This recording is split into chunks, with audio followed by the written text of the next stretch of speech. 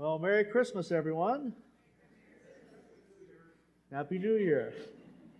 Good to see everyone today. We're still in the Christmas season. The 12 days of Christmas start on Christmas Day.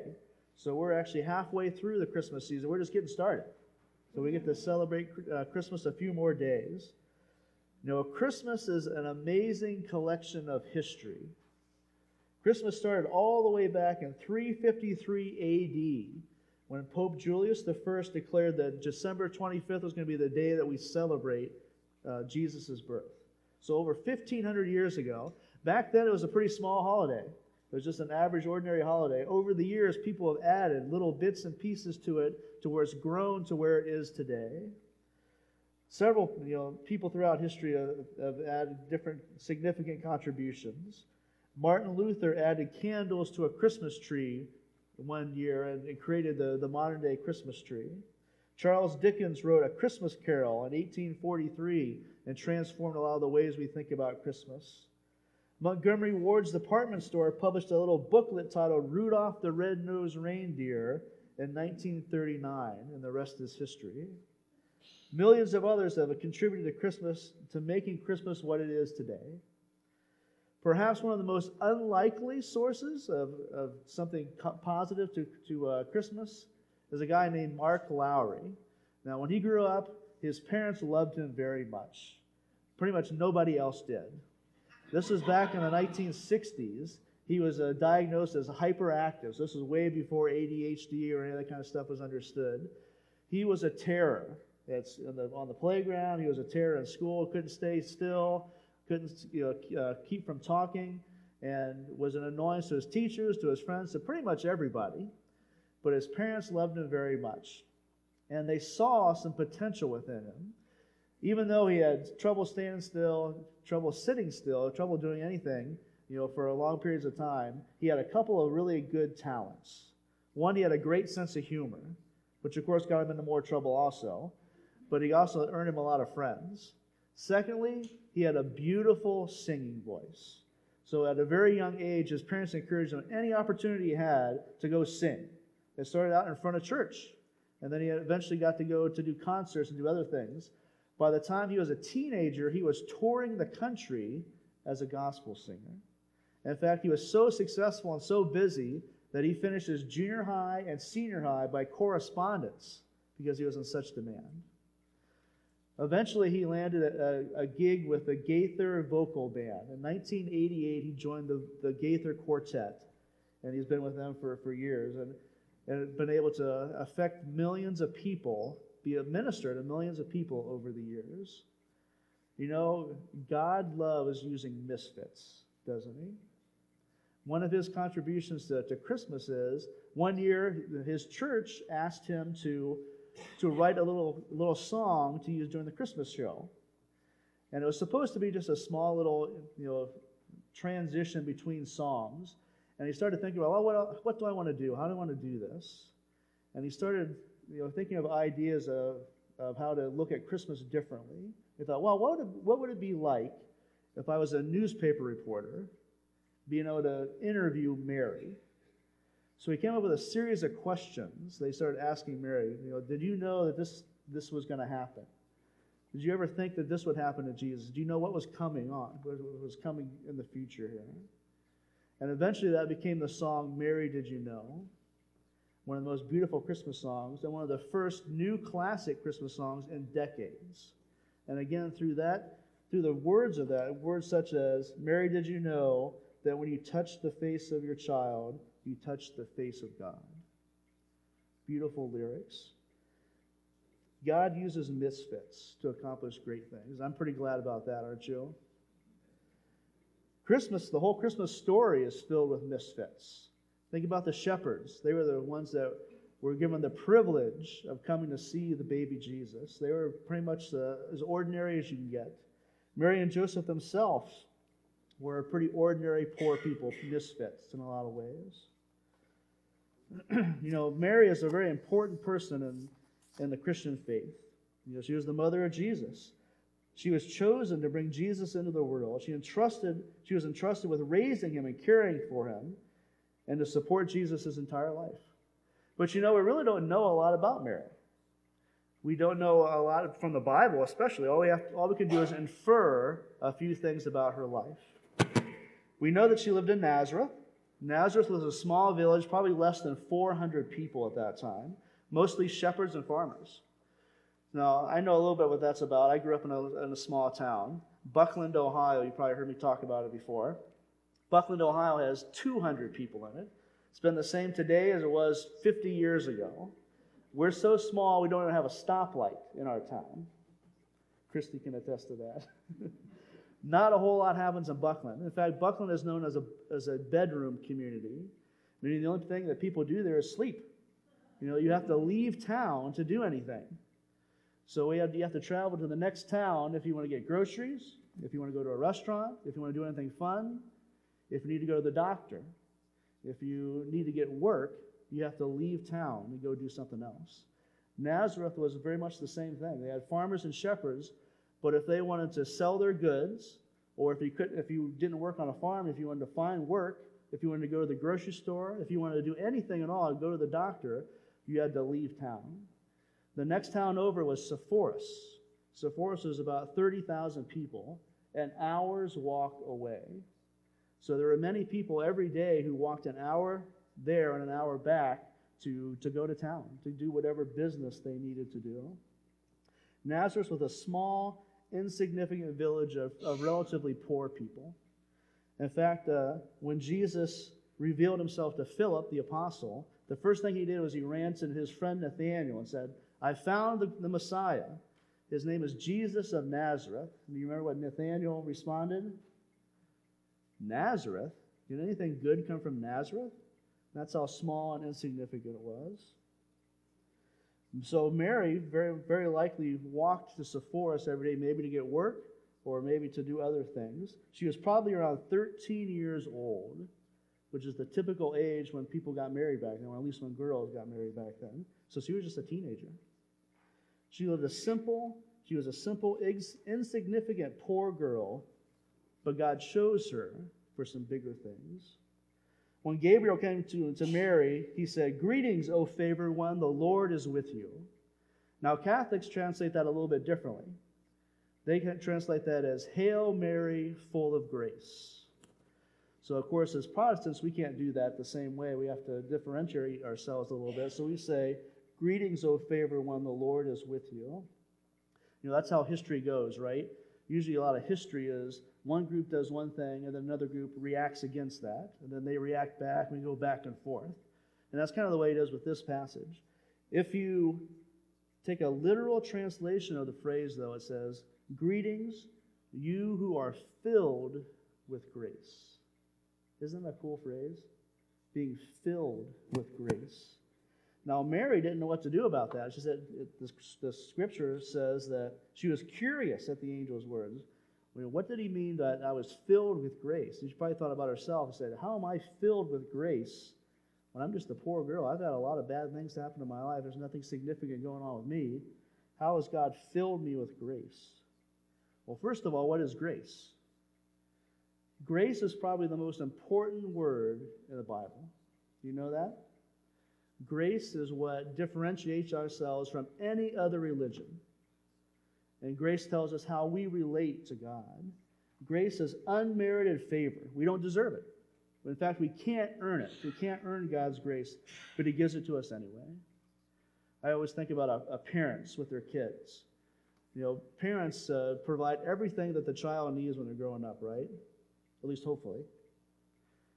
They don't deserve it. Kids don't deserve that. They haven't earned that in any way. But parents give those things to their kids because they love them. That's grace. When we think about grace, we usually think about salvation. And certainly that's the biggest example of grace. But God gives us grace every single day. All the blessings that he gives us, we don't deserve any of those things. But God gives it to us anyway. So Mary was already filled with grace, and that God had blessed her in many ways over the 13 years of her life, 13 years or so of her life. He provided for her. He helped her stay healthy. He blessed her with a new husband that she was about to marry.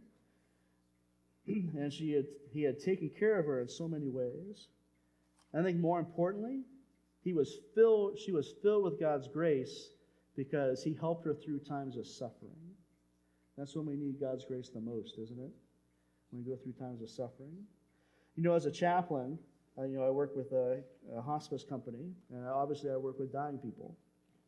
You know what the most common phrase I hear people say, my patients that I work with, and the most common phrase I hear them say? I don't know how people do this without God. I hear them say it over and over again. I don't know how people do this without God. And I tell you, I see people who don't do it without God, who do it without God, and it's a completely different look. People who are Christians who know God have peace in their hearts, have strength, and have perspective on life, where those who don't have God have none of those things. God fills us with grace when we need it the most to get through suffering. God never promises that we're not going to have suffering, does he? That's the world we live in. We all, suffer. But God says he'll give us the strength to make it through those tough times. We have a nurse in our company that she is just the greatest lady. I love her. She's from Belgium, so she has this really thick accent, and she has a great sense of humor. And we just everybody in our company loves her. She's a great nurse, so all of our patients love her. She does a great job of making the families, feel at ease. And she is just full of joy and does a great job. She's full of joy because she's a Christian, because she loves God and loves people. Even though, she's around 55 years old. A few years ago, she had a stroke that leaves her left arm pretty much almost useless. She has joy in her life, even though a number of years ago she went through a bad divorce, and it's sad still, because of that. But God fills her with joy because he filled her with grace to make it through those tough times. God blessed her just a couple years ago. She was able to meet another gentleman. He's about 60 years old, divorced also, and they met each other and they fell in love. So just this last summer they got married, and they are like teenagers. They're just so much in love with each other and just enjoy being together and enjoy doing life together. Just before Christmas, he went into the hospital because he had a cyst on the brain, and he had to go through emergency surgery. The surgery went well. He's in recovery now. Still not really sure what's going to happen with him. But you know what? She still has that same joy that she's always had, because we're all praying for him, and we're trusting that God is going to get her through this new time of suffering, just like he got her through all her times of suffering before. We tend to measure how good our lives are by how little suffering that we do. I think especially in America here. If we're suffering, life is bad. If we're not suffering, life is good. But like I said, life is full of suffering. I think that suffering is when God reveals himself to us the most. That's when we can get blessed the most in our lives, is when we're suffering. Sometimes God can use us the most when we're suffering. Life isn't about avoiding suffering. Life is about God transforming us and using us during those times of suffering. Sometimes he calls us to actually choose suffering to serve him so that we can be filled with his grace. I think of Paul. Before Paul became a Christian, his life was pretty good. He was a Pharisee, he was well known, he was up and coming, he was probably pretty rich, and he was doing great. Once he became a Christian, he lost all those things. But even more so, God called him to become a missionary, and he chose to suffer. He chose to face persecution. In fact, if you look through the book of Acts, everywhere he went, he got beat up, he got persecuted, he got stoned, he got thrown out of the city. He led a pretty rough life. But at the end of Acts, he's traveling all back through all those towns on the way back to Jerusalem. Every one of those towns, he stops and talks to the people there, and they pray together, and they weep together, and they rejoice together. He had made so many close friends, through all his missionary journeys. And he had seen God work in the lives of all those people. Anyone who becomes a missionary chooses a life of suffering. I respect those guys that leave their home, leave their family, go overseas, and suffer a lot. They suffer from loneliness, they suffer poverty, they suffer disease, they suffer a lot of things. but they're on the front lines. They get to see miracles happen. They get to see God transform the lives of complete strangers. They get to rejoice and be filled with grace in times of suffering. Hebrews chapter 11 is the hall of fame of the Bible. It lists all these different people that have suffered for the faith. They saw God move in incredible ways. And Hebrews says the world was not worthy of them. They chose suffering so they could be filled with grace. God blessed Mary with the gift of a child. Not any child, but the Messiah, which is a great gift. But suffering came with that too, didn't it? Childbearing is hard and risky today, even more so back in Mary's day. Raising a child is expensive. Joseph didn't believe Mary at first and planned to divorce her. Well, that had to be pretty stressful. She had to suffer through that. When Mary presented Jesus at the temple for his purification, an old prophet came up and talked to them and blessed the child and blessed the family. And he spoke to Mary and said, "A sword will pierce your own heart too." I think Mary suffered right along with Jesus, throughout his life, but especially at the cross. No mother would want to see her child die like that. So she had to suffer, but God blessed her with the Son of God. And God blessed her with the opportunity to see the world transformed. God wants all of us to be filled with grace. I believe that. He calls on us to rely on him when times get tough. And he promises to bless us through our suffering. God also calls us to step out in faith and to serve him so that we can be filled with grace even more. My wife is related to somebody famous. So her great-great-grandfather, or I don't know how many greats, 4 greats, great-great-great-great-grandfather, was the uncle of Mark Twain. So it's been her dream for a while. She wanted to go and visit his museum and house over in Connecticut. So we had that opportunity to do that this last fall. We went out to Hartford, Connecticut, and toured the Mark Twain Museum and the Mark Twain Mansion. And it was pretty cool. And, he had a big house. It's not Stan Hewitt, but it's a pretty good sized house. And we learned a little bit more about Mark Twain. And we were a little bit disappointed, to tell you the truth. Mark Twain obviously was a great writer and contributed a lot to America and contributed a lot to ending slavery and ending racism or fighting against those things. But he didn't do a whole lot else with his life. In fact, he made a lot of money and he spent a lot of money. In fact, he spent more money than he had, and went bankrupt. And even though he started out at least going to church, I'm not sure if he ever became a Christian or not, but he ended his life as a pretty angry, miserable person and angry at God. The cool thing about the trip, though, was what we learned, we didn't know, is that right next to Mark Twain's house is the Harriet Beecher Stowe house. And we didn't know anything about her, so we took the tour there too and found out some amazing things about this lady's life. Her father was Lyman Beecher, who was a famous preacher at the time. And he was preaching in Connecticut and a couple different places in Connecticut. And, certainly not rich, but, doing okay. And raising his kids here in Connecticut. He felt the call to go to Cincinnati, Ohio, which back in those days, Cincinnati, Ohio was the frontier. Ohio was pretty much the end of the map. After that was just open country, open west.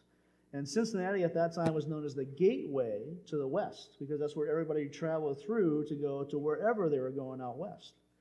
And Lyman Beecher, saw that as an opportunity. He said, wow, if we could set up a seminary in Cincinnati and train preachers, we can send them from Cincinnati all throughout the entire West so we could evangelize the entire West.